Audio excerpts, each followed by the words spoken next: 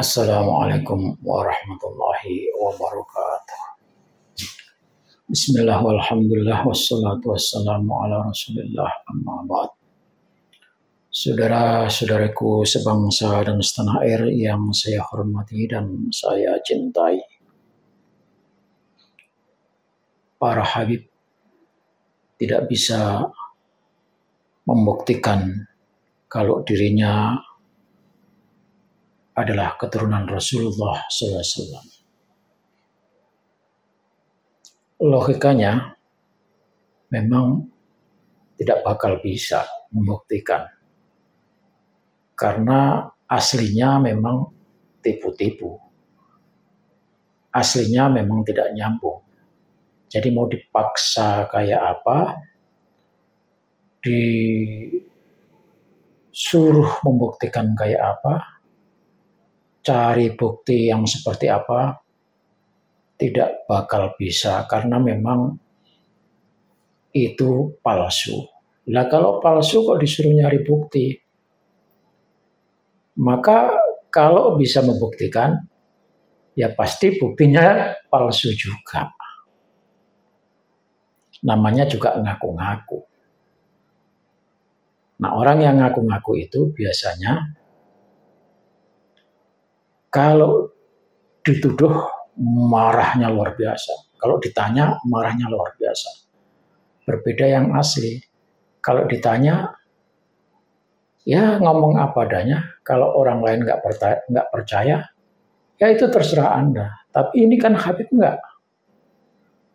Diminta bukti nggak bisa, ditanya marah-marah. Nah, disinilah saudara sekalian,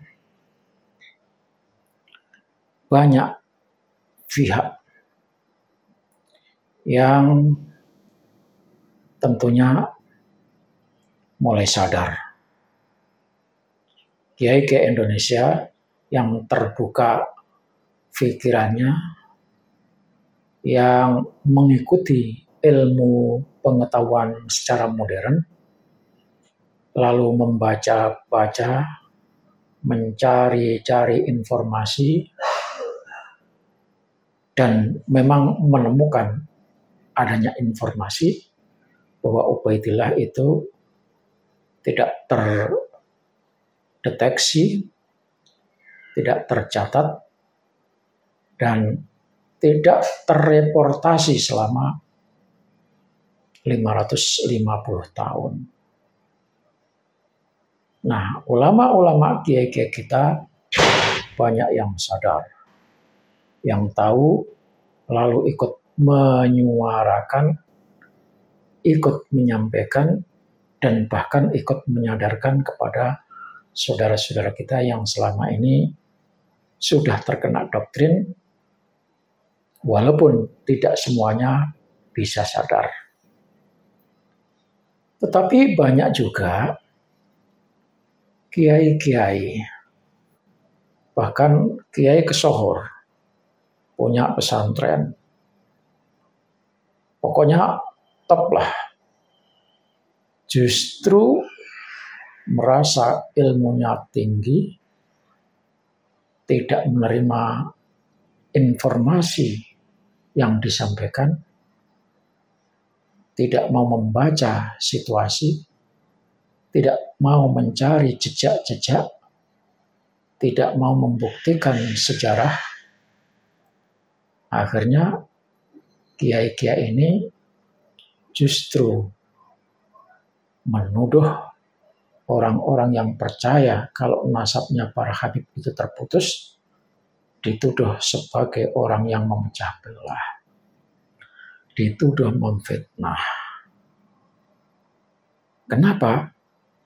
Tidak bisa dipungkiri, kiai-kiai model kayak gini, ini adalah termasuk orang yang sudah terdoktrin, sudah menikmati hidup mapan bersama para habib. Mungkin dulu tidak cukup terkenal, tidak cukup dipercaya, tetapi setelah bergabung dengan para habib, jadi hidupnya mapan. Kenapa mapan? Karena sudah terlanjur umat Islam Indonesia ini percaya kepada para habib. karena kepercayaan yang tinggi kepada Habib, di mana kiai-kiai itu bergabung dengan Habib, maka nasibnya juga berubah. Karena orang sudah terlanjur percaya kepada Habib. Dan bahkan kiai-kiai itu sangat bangga bisa bergabung bersama para Habib. Tidak jarang Habib dijadikan menantunya, anaknya diserahkan kepada Habib, yang perempuan tentunya. Padahal anak laki-lakinya mustahil bisa menikahi anaknya Habib yang wanita. Inilah yang berat bagi para pejuang meluruskan nasab cucu Rasulullah Shallallahu Alaihi Wasallam. Padahal sesungguhnya pelurusan nasab para Habib itu tujuan utamanya adalah menyucikan Rasulullah SAW dan anak keturunannya agar jangan sampai dihinakan oleh orang-orang yang mengaku sebagai cucu anak keturunan Rasulullah SAW. Kalau kita pahami, kita ingin menyucikan keluarga anak cucu Rasulullah, sementara ada orang yang mengaku-ngaku dan tidak bisa membuktikan, maka kepada saudara-saudara saya semuanya, mari kita sadari bahwa orang-orang yang mengaku sebagai cucu Rasulullah dan aslinya bukan cucu Rasulullah, maka orang-orang inilah yang sangat hina dan harus diluruskan. Mestinya sadar, karena mereka tertipu oleh kakek-kakeknya yang dulu, di mana ada keinginan untuk menjunjung harkat martabat keluarganya dan anak keturunannya, sehingga mengaku-ngaku sebagai keluarga atau cucu Rasulullah SAW. Nah, dari ulama-ulama yang membela para Habib, nasabnya sah, dibela-belain, bahkan seakan-akan para Habib itu adalah orang yang paling berjasa, itu diakui oleh kiai-kiai kita sendiri. Maka kepada mereka itu, para netizen memberikan gelar. Sama diberi gelar dengan sebutan Habib. Siapakah mereka itu? Ya, diantaranya adalah Kiai Haji Idrus Ramli. Karena perjuangannya membela nasab Pak Alawi yang sangat gigih, maka netizen memberikan gelar Habib Idrus Ramli. Tidak usah pakai Kiai Haji, karena udah pakai Habib. Tidak ada Habib Kiai Haji, nggak ada. Jadi Habib Idrus Ramli.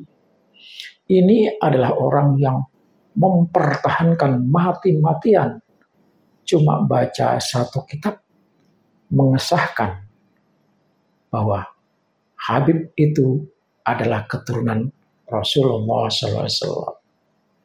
Karena pembelaannya itu sampai Habib Idrus Ramli ini menghina-hina kiai-kiai ulama-ulama Nusantara yang tidak sepaham dengannya.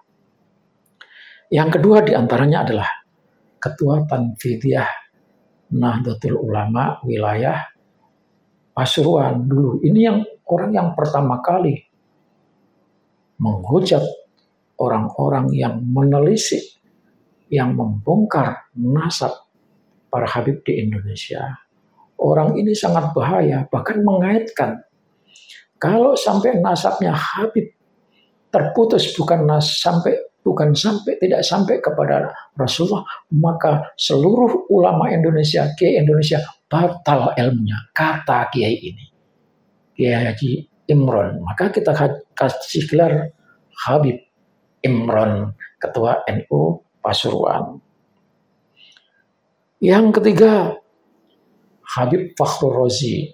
Namanya Kiai Haji Fakhrul Razi, salah satu ketua PBNU.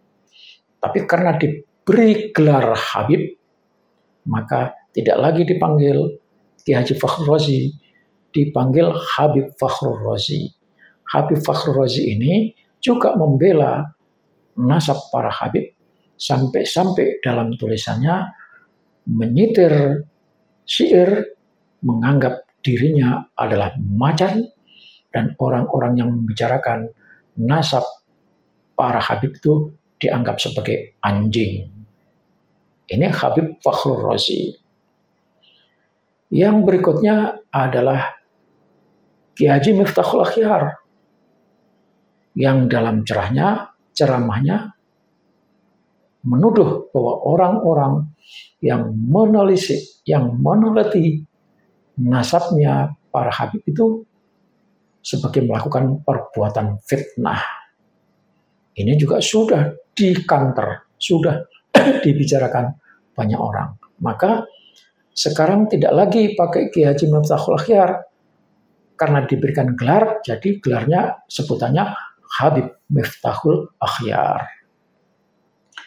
Yang berikutnya adalah Kiai Haji Zulfa Mustafa. Ini malah lebih parah, bahwa Wali Songo itu adalah bagian dari Pak Alawi.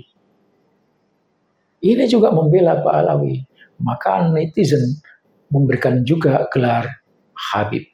Yang semula Kiai Haji Zulfa Mustafa, para netizen sekarang menyebutnya Habib Zulfa Mustafa. Ada putranya Kiai Haji Maimun Zubair, Gus Najih. Ini juga membela nasab para Habib yang merungkat itu dengan menuduh bahwa orang-orang yang melakukan penelitian, yang mengedukasi masyarakat, yang memberitahu masyarakat kalau Habib itu bukan keturunan Rasulullah, dituduh telah bersekongkol, ya, telah melakukan tindakan dan ada yang membiayai. Ini tuduhan yang luar biasa. Maka kepada beliau diberikan gelar oleh netizen Habib Najih. Nggak usah pakai lagi Gus, karena nggak ada Gus di dalam Habib itu. Berikutnya adalah Kiai Haji Abdul Qayyum yang dari Jawa Timur. Ini juga diberikan gelar Habib. Tidak lagi dipanggil namanya Kiai Haji Abdul Qayyum, tapi dipanggil Habib Abdul Qayyum. Ini menjelaskan tentang siapa itu kerabat Nabi, siapa itu ahlu baiti Rasul, siapa itu ahlul bait, dan sebagainya dan sebagainya. Ya. Kemudian yang berikutnya adalah Buya Qurtubi yang menantang-nantang, yang menyesat-nyesatkan Kiai Haji Imaduddin Usman Al-Bantani. Buya Qurtubi ini berjanji dia akan menyelesaikan kitabnya yang berjudul An-Nawawi Asy-Syadid, Bom Atom. Nah, kita tunggu.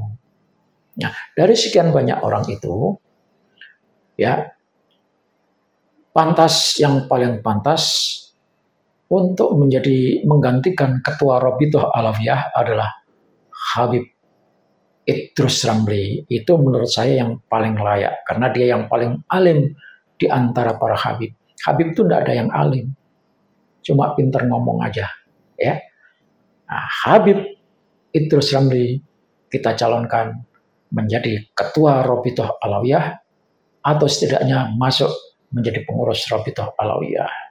Nah, dari sekian banyak Habib-Habib Indonesia, tampangnya, modelnya, postur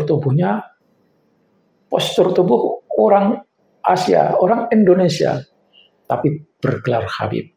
Nah, ini kepada saudara-saudara sekalian, saya mempertanya, kira-kira pantas nggak saudara-saudara kita, Habib-Habib yang saya sebutkan tadi, kalau misalnya dipakein gelung ugel-ugel, pantas nggak kira-kira? Karena Habib-Habib itu kan aslinya keturunan Yahudi. Pasti postur tubuhnya juga ngikut Yahudi, gede-gede, tinggi. Tapi kalau orang-orang ini yang saya sebutkan tadi, kan bukan keturunan Yahudi, tapi dapat gelar Habib. Kira-kira pantas nggak pakai kopiah atau ugel-ugel model para Habib itu? Nah, Ini juga saudara sekalian, insya Allah tokoh-tokoh yang saya sebutkan tadi, orang-orang Indonesia, kiai-kiai yang telah diberikan gelar Habib tadi, nanti akan datang ke Yaman, dikirim ke Yaman, dan pulang dari Yaman nanti di Indonesia menjadi wali. Karena para Habib sudah menyatakan, orang alimnya kayak apa, kalau belum ziarah ke Tarim, dia belum jadi wali. Maka ulama-ulama Indonesia asli yang membela nasab habaib yang rungkat tadi, kiranya segera oleh Rabithah Alawiyah dikirimkan ke Yaman, ke Tarim, supaya nanti pulang menjadi wali Allah. Ini hanya sekedar usulan. Ini hanya sekedar opini. Mudah-mudahan saudara-saudara tidak terlalu serius, karena kalau terlalu serius bisa stres.